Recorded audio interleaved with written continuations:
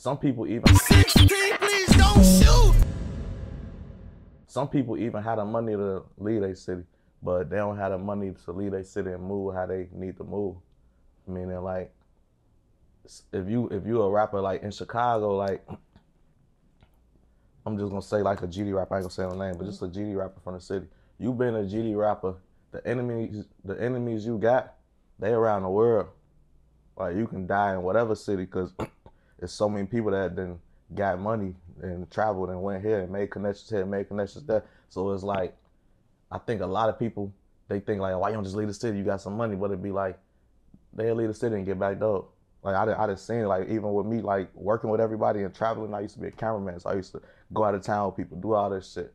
I was with some rappers from 63rd, we in Atlanta, and they outside or whatever, and some girls, they kicking it when they kicking it, talking, they don't even know each other. And then they mention where they from. Y'all from Chicago? Y'all ain't from 63rd. They get to show them tattoos, all this shit. But long story short, them girls finna backdoor them niggas. Like, what the reason it didn't happen was because of me. Because I'm out there with them and they pull out their camera on Snapchat and they like, yeah, we was some niggas from 63rd. And I'm the first person on the camera like, don't put me in there. Because I ain't from, you know, like, that's going to make it look like something it ain't. So they hit me up and was like, bro, we was just finna backdoor y'all. And I'm what? You know what I feel about them type of situations? It was two things that you said. Them type of situations happen when you leave one environment and you try to operate the same way in another environment. And now that's not your territory. So the people who territory that is, they know how everything works. You could go to different hoods all around the US and they all operate differently. You can't leave here and then expect to go somewhere and operate the same way. You're going to get the same results. What's up? If you're going to go somewhere else and you're trying to be productive, then you should try to do things differently, and that's what I did. So, yeah, what would you say, like, you did differently when you moved around? When I left Nap, I left the streets behind completely. I went out there and went legit. So I didn't get into no illegal shit. I don't know about all the extra stuff that go on out there because everything I do is legitimate. I started opening up businesses. I was working a regular job to get my bread right. When you were saying, it's people that got money, but they don't have enough money to operate the way that they want to in another city. I left Nat. I lost everything behind the case and went out there just for a fresh start with $1,500. So I don't think that you need a certain amount of money. If you a hustler and you know how to build your shit back up, you could go do that anywhere.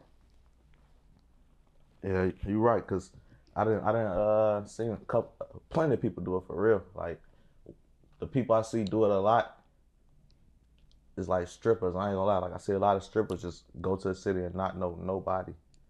Like, go out there and move out there. And they be taking chances. It be crazy shit they be doing, but I done seen people like actually, you know, make it happen. But one thing I noticed you said was you lost everything like behind a case. Like, what happened with that situation?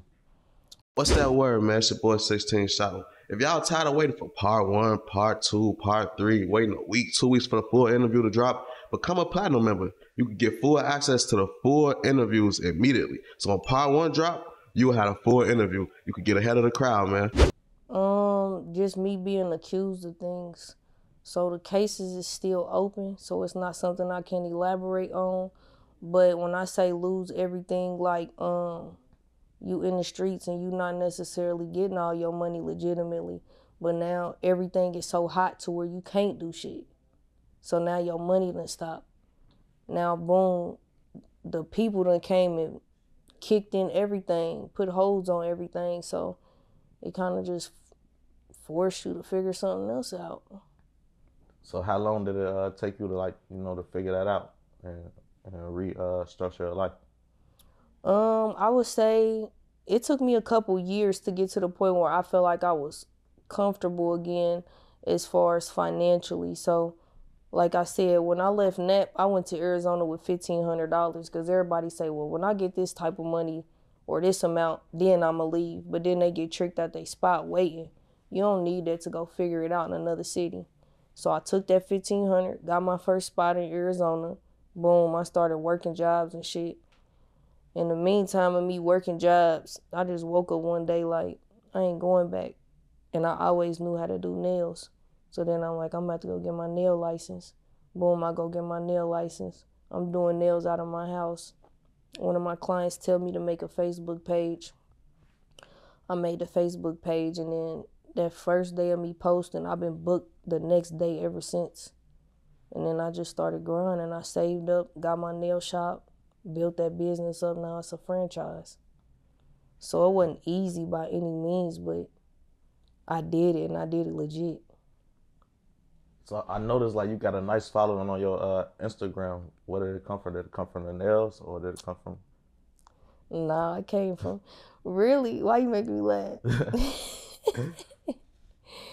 My following on Instagram, I'll say like around, it was around September or something. I think I made this little post and shit. Cause I think I was sitting at right under 30K for a minute, just doing little random posts, but now I've been consistent on it. And it was really just me on some bullshit, me and my son. He was like, Mom, can you spray my hairline real quick? So then I did it, and then I woke up, and that post was going viral. And that's how everything started. So I was going through Reddit, and they basically was accusing you of having something to do with the death of a girl named.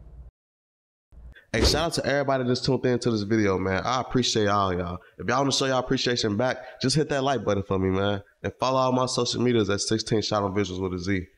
Last but not least, though, check out my merch, man. Check out the merch below in the merch shelf. If y'all see something y'all like, man, y'all want to support, you know, cop a little something, gang.